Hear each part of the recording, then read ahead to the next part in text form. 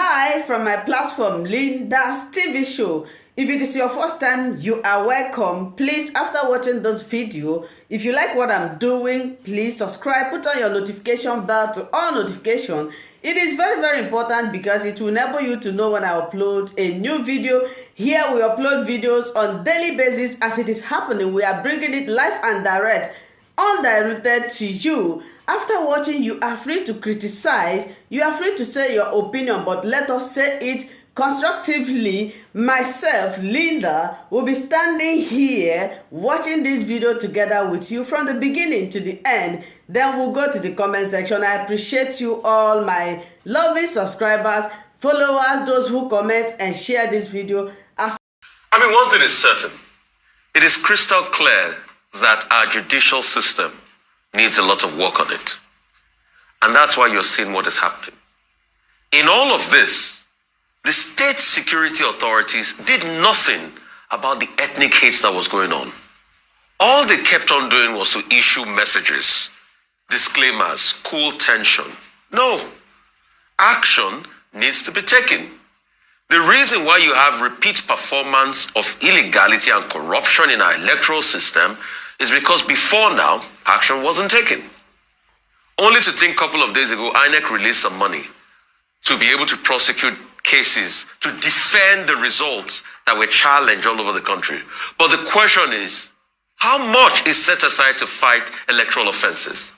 How much is set aside to punish people that have done things that are very bad?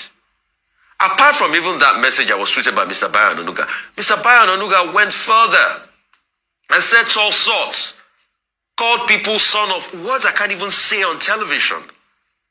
Said all sorts, called people son of the bee.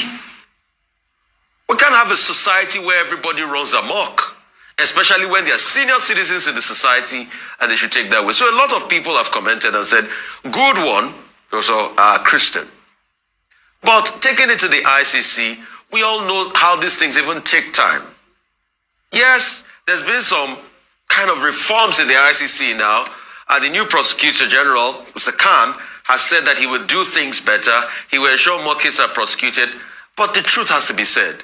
If we cannot look within, then how can we look without? If we want people from other countries of the world to respect us, then how can we not solve our internal crisis? And also, there is a way leading to all of this. You remember what happened in Kenya just after the elections. And now the former president of Kenya, Uhuru Kenyatta, had to be taken to the ICC. We all remember that case. And it was because of the violence and the ethnic hate that was perpetrated after the elections in Kenya that led to us here setting up the Peace Commission to be able to rein political actors in from all sorts of ethnic hate and bigotry in the electoral process. But when you look at it, wasn't the agreement these politicians signed, wasn't it violated by them themselves? They signed to a peace accord, but they became violent afterwards.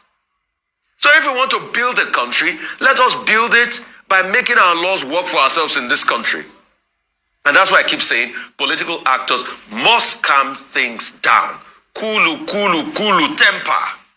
We have a country to build. That here in Nigeria, when there are issues of impunity, of aggression, of violation of basic international standards, the Nigerian system does nothing. It fails. It looks the other way. We have the Electoral Act 2022. We have the Criminal Code. Some of our statutes, talk about, hate crimes, ethnic profiling, discrimination against persons on the basis of ethnicity or belief. But who enforces these laws? So I assume that Professor Christian Gideon, who has now taken his matter to the International Criminal Court, has done so because he knows that here in Nigeria, nothing will be done. In any case, how much of the Electoral Act 2022 or even the Constitution do Nigerian authorities respect? So I can understand where Christian Gideon, professor, is coming from. Number two, he says he's filing the petition on the basis of Article 15 of the Rome Statute. Article 15 of the Rome Statute simply states that individuals or groups can go directly to the ICC to report a particular matter, either by sending a letter by post or by sending an email. In other words, you don't have to be, it doesn't have to come directly from a state party. So Professor Christian Gideon has invoked that provision. 3, what is his petition? He accuses Mr. Bayo Ononuga of having stoked the embers of ethnic hate against Igbos by, making ethnic hate statements against them and asking them not to interfere in Lagos. Well, he has to provide the evidence of the consequence of that. And there are many people also who were aggrieved when Mr. Bayo Ononuga made that statement. I think, the point was made that this is a man who had written in the past against ethnic hate, who wrote against the genocide in Rwanda. And people ask the question, why would a well-informed, enlightened senior editor like Mr. Ononuga allow himself to make that kind of statement for political reasons, and then at the same time say he had no apologies? So that was probably found provocative by Professor Christian Gideon. However, the ICC does not just act because you have sent a petition. They will look at the merit of the matter, whether it fits into the legal and statutory criteria under the Rome Statute. 2, they will do their own investigation. 3, if there is a merit, the office of the prosecutor, the last prosecutor that came here from ICC was Ms. Fatou Bensouda. Yeah. They will look at the merit of the case before they will now inform the petitioner whether they will go any step further. So it's not as if it's automatic. But I think what is important in this matter is that, look, we need to enforce our own laws domestically. We don't have to wait for the jurisdiction of the ICC. The only exclusion to that is that the United Nations Supreme Security Council can grant jurisdiction to the ICC to look into matters. If we have a regime of law and order here, we don't need all of that, particularly as many African countries and other countries do not want to submit, even if they are state parties, to the jurisdiction of the International Criminal Court. So it's not a straightforward matter, but the petition reminds us of a major challenge that we face in Nigeria here, about how we enforce our laws, about the rise in terms of ethnic profiling, ethnic hate, and issues here that we need to still address beyond the election. The PDP seems to have taken a new turn with the suspension of the national chairman, Iyorchia Ayu, by his word in Benue State.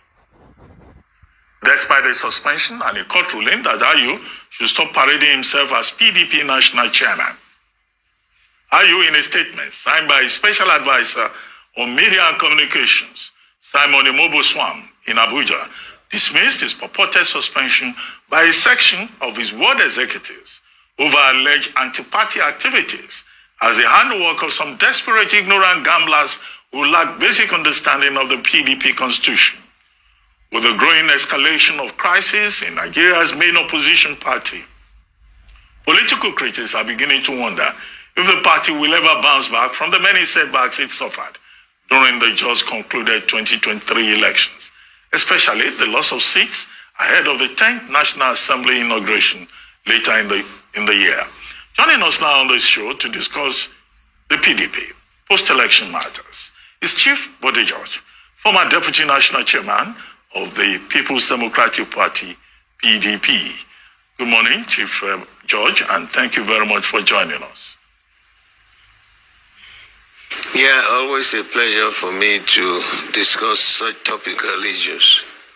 Well, first, both at the state level and at the national level, we're seeing fresh developments in the PDP with regard to, one, in Benue State, the chairman of the party being suspended by the executive committee in his ward, although he says that's a violation of the constitution of the party, Article 57 sub 7. Then, of course, the party itself, through the National Working Committee, NWC, has suspended some persons from the party for anti-party activities, including former governor Ayo Fayoshi of Ekiti State, including former secretary to the government of the Federation, Senator Ayem Pius Ayem, does this give you some anxiety, considering the fact that in Lagos State here, you refuse to support the governorship candidate of your own party? So, is it possible that in Lagos State, some group from your ward will also say that we've suspended Chief Bode George?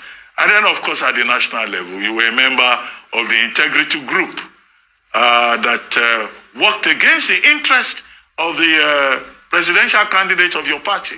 You even said publicly you will not vote for him, and you confirmed that you did not vote for him.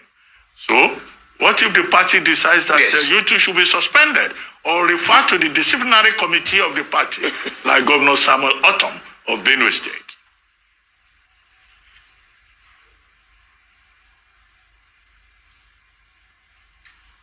I can't pick him up again. Did you hear me? I already summarized. No, the last segment of your statement I couldn't catch. No, I was saying that Governor Samuel Otom has been referred to the disciplinary committee of the NWC. What if they did the same with you? What if the party in Lagos decides to suspend you? Me? Ruben, the first lesson I learned when I started studying physics in secondary school was quite clear. For every action, there is always an equal and opposite reaction. First of all these people you have mentioned, all right, are members of NEC, a former secretary to the government of our party, a former Senate president of our party, former governors of our party, former deputy national chairman of the party, and also a former... Thank you so much, my wonderful viewers, for watching this video together with me from the beginning to the end. Like I said before, if you like what you see here, if you like what I do in this platform, as you have finished watching this video, please hit that red button that says subscribe and put on your notification bell to all notification. In that way, you'll be able to know when I upload a new video. Share my videos, leave your comments in the comment section constructively. Until I meet your way again in my next video, I still remain your Linda's TV show. Bye-bye.